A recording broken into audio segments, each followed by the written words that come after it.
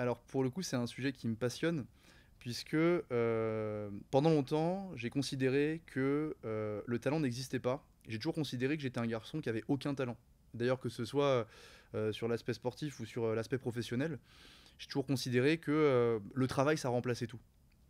Et je me suis rendu compte que, évidemment, c'était pas aussi manichéen que ça, mais qu'il y avait une notion qui était un petit peu entre les deux, qui est la notion de plateau. Et c'est quelque chose que j'avais pas avant. C'est-à-dire que quoi que tu fasses, ce qui compte aussi, c'est de viser l'efficience.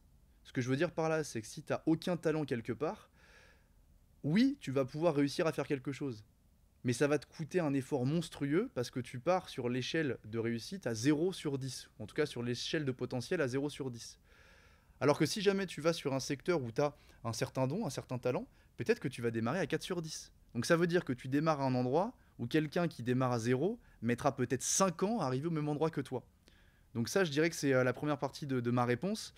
Et ensuite, l'autre sujet, c'est que, évidemment, que le leadership, ça se travaille. Je me souviens d'un film qui était sorti il y a quelques années, qui s'appelait Discours d'un roi, qui était sur le roi Bec d'Angleterre, où ce film montrait qu'il avait réussi à passer au-delà du bégaiement pour justement créer un certain charisme, alors que l'expression orale, c'était pas du tout sa panacée. Donc c'est possible, mais au prix de combien d'efforts.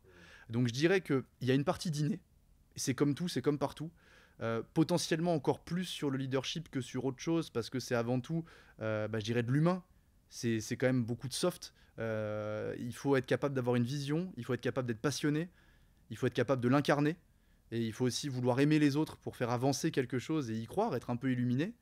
Mais potentiellement, c'est quelque chose qu'on peut aussi chercher.